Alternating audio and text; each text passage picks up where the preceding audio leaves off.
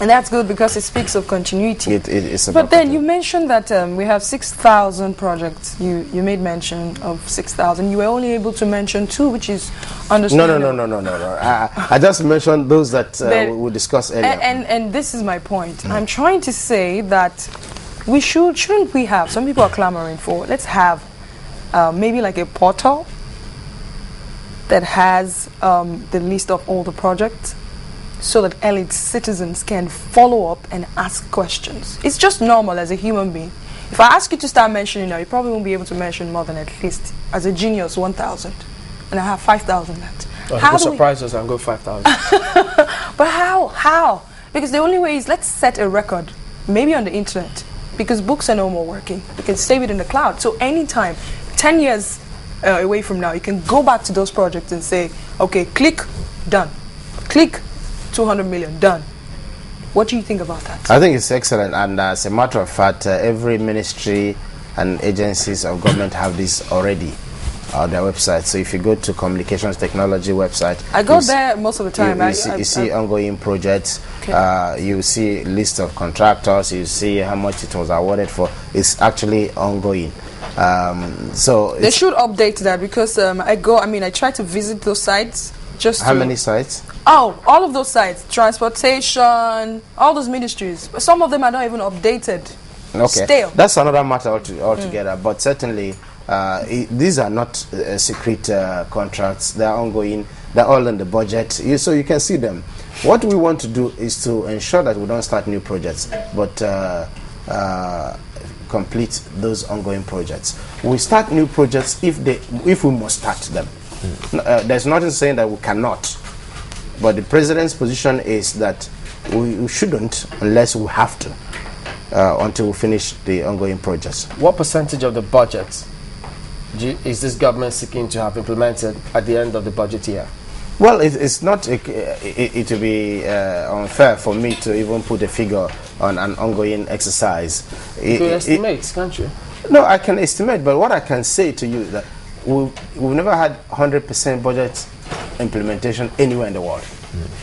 But we're getting to see some kind of difference. Remember that once upon a time we had more expenditure, and now I think there's some kind of upward review in the capital expenditure in the budget. So it means what Chamberlain is asking, there could also be some kind of improvement in us saying that, well, once upon a time it was this low, but this year, for now, we have about 56%. Probably before December, we should get to 70 or 80%. Well, my expectation is that we'll have in excess of 75% budget implementation. That's my expectation. It's my personal assessment. The exciting thing that is happening in the country is that for a very long time, we've talked about the small proportion of capital expenditure versus recurrent expenditure. And the president said he was going to insist on fiscal discipline and prudence. What has happened is that in his first year of administration, he was able to reduce the recurrent expenditure from 74% to 71%. That means the more you reduce the recurrent, the more provision you make for capital. In the budget proposal for 2013, the proposal is to reduce it to 68%. This is the first time it's coming down to below 70% in over 15 years. Which means budget consolidation. So because we need to spend more money on capital expenditure. Often people make the mistake of thinking that the overhead, which is a component of the recurrent, is huge. It's only 5% of the budget, 5%. It simply means that even if you strip the overhead, it will not reduce the recurrent that greatly.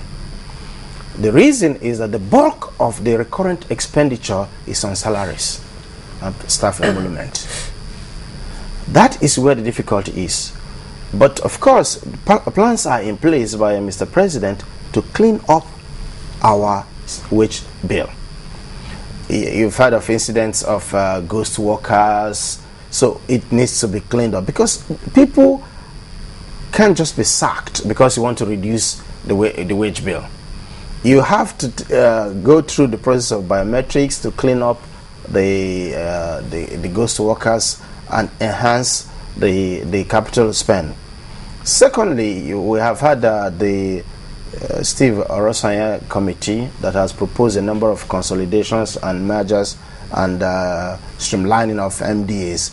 Those will also lead to some savings on the recurrent bill. So there's a lot of energy and commitment by Mr. President to redress this balance. That's what will give us for a moment, some Nigerians will think that particular report by Steve Orosanya has been killed and buried, because till this moment, even though most Nigerians, they also see some kind of reason in all of that we have some duplicity, some even agencies that shouldn't even be in existence.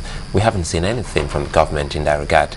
Well, that's not exactly correct. You know, let me tell you the processes in government. You set up a committee reviews a certain aspect of government's work. They write a report. After they've written the report, they make their recommendations. In the recommendations, they submit to the government what they think we should do. Government now sets up what we call white paper committee.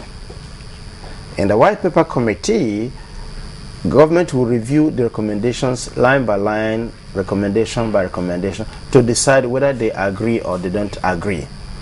It is after the white paper report has been approved by the Federal Executive Council that implementation will commence. Currently, the white paper committee is sitting and reviewing those recommendations. So it has not been killed, it's ongoing. All right, let's look at this Nigeria Unemployment Rate Report of 2011, as published by the National Bureau of Statistics. It says that the unemployment rate increased to 23.9% in 2011, compared with 21.1% in 2010 and 19.7% in 2009. So we see some increase. Of course, the unemployment rate just seems to be going high. What's the government doing about unemployment? Well, you know, the first thing that the president did is to see why our economy is growing and yet unemployment is also growing. Now that's a paradox. Normally when the economy is expanding and growing, you are supposed to have contraction on the unemployment side.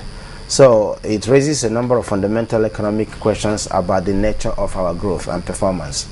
That has been done, and a lot of emphasis and attention is being paid to a number of what we call growth drivers for the economy in 2013 budget.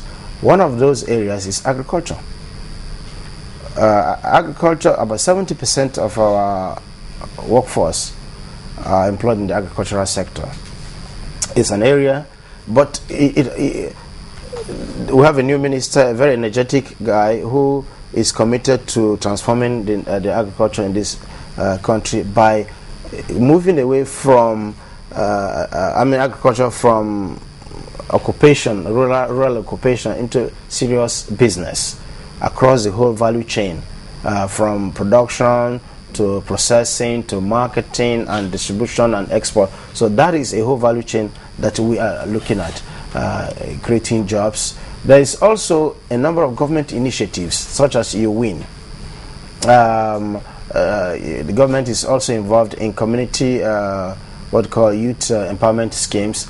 These are all initiatives of the president that are designed to reverse the trend.